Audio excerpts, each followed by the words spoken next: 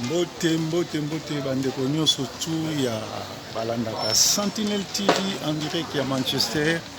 avec les messagers Proverbe 3030 de l'émission Ezongi ya Libanda puisque à Manchester tout a déconfiné nous avons tout ça la chambre peut tambola ambiance à Manchester et c'est puis Marambozo les gars très bien bomoni Manchester Piccadilly esika pi toza komona été basi ya ndenge na ndenge bana mike mibali ikolo batram nini toza na Manchester Piccadilly avec le messager Proverbe 3030. Alors combattant à Kinshasa, félicitations. Congolais nous surtout félicitations et le rotolinga qui yango bino boyo sala combat ezongi sikoyo na Kinshasa. Combat ezongi na kati ya Kinshasa ekoteli Kabila ekoteli Batouana nyonso. Donc eloko siko biso tozo senga na bino bo se prendre en charge ndenge papa Tshisekedi alobaki o bo sali wana eza malamu meza muke normalement bato lokola ba minaku lobi fale bo boma minaku bobomi minaku bobomi Shadari bobomi bongo Mabund bokoluka Kabila bokiteli eti na kingakati. Donc opération tolinda ko tozo encourager ngo ezala bongo etika la bongo puisque eza opération moko oyo ba criminels wana bayoka kaka na voie ya makasi bayoka kaka par la violence. Ce sont des criminels. Alexis Tambwa boyebi ndako na ye obemi ndako boyebi ndako na ye Kimbuta boyebi ndako na ye botumbi yango pe bobomi bango parce que ce sont des criminels oyo bazo ko sakana ba ndeko na biso ba congolais bazo yiba mbongo ya contribuable congolais pour banyoko la biso ba congolais. Donc eloko biso tolingaki po batebele ba benginga proverbe yo sala ka sous émission te proverbe yo lobaka te proverbe bona boy nakoloba sunini puisque nyonso oyo nga na loba ekokisami nyonso nga na loba yango bino bozo vivre mikolo nyonso nga na loba yango oyo ezokokisama. Donc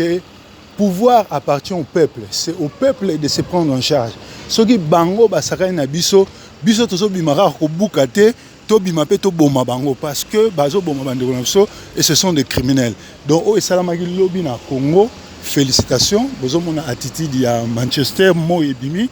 bato bazo etola moi bato bazo zo ambiance ya libanda ya koyetola moi bato bazo koyetola moi neti na Kinshasa vraiment ezo sala kitoko. Mais biso tozongeli masolo na biso yali ke biso ba congolais oyo to sali wana ya malamu mais to suka na kobuka te to suka na kopanza te to bengana bato wana nyonso to parlement wana nyonso to kangango biso nde ba peuple nazoka ba congolais mso bazobo biso to votaki bango ba parlementaires wana nyonso ont été nommés par Nanga na Kabila population et votata parlementaire mokote yango wana bazana kobanga biso te yango moni bazo travailler contre biso. Alors eloko ni biso ko sanga moya makasi eloko ni biso ko sala biso ba congolais esengeli to telema to bima libanda lokola moto moko a ezali kambo parti politique te ezali kambo IDPS te ezali kambo palute ezali kambo nini te et puis ezokamusa ngai bato alamuka bolobaki bozali opposition siko comment bato alamuka bata bato ya Jean-Pierre Mbemba bazo collaborer na bata PPRD parce que PPRD wana sengeli boyeba yango wana nde ezalaki bongo o babengaki AFDEL ba changer combo AFDEL et comment siko FCC. Donc baza ba criminel baza ba violeur ba voleur ba criminel ba rechercher ya monde entier ezolukisa bango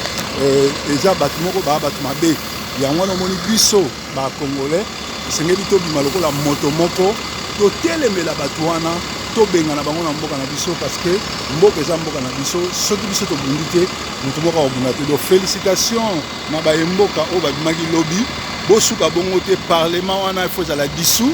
et puis ba criminel wana nyonso to bakanga bango siko tozo c'est la dossier ya nani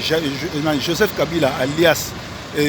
Hippolyte Kanambe alias Joseph Kabila azali criminel rwandais ko ayi ko boma na mboka na biso to kangaye. Et puis toujours c'est la sous-dossier il y a Albert Yuma où a yibi ba millions ba mbongo ba congolais. Donc ba congolais bola muka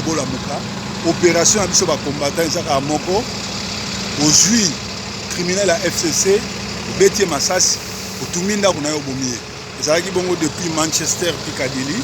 avec le messager Proverbe 3030 pour moni statut Banglais ndenge bazo glorifier mboka la bango kuna Queen Mada ozomona statue ya Queen Mada place tozali na Manchester Piccadilly donc tala baninga nde babokisi mboka na bango mais abiso tozo égorger ba diamant ba or ba richesse nyonso et bénéficiaire na ba congolais te ba rwandais ba comment bénéficier nango donc ndenge tosali éveil oyo bato balobaki congolais ko sala soulèvement populaire te to moni o elenga ilobi eza début à soulèvement populaire bo bangisa bango kaka te mais to benga na bato wana parce que bazali bon ba criminel to vota bango te et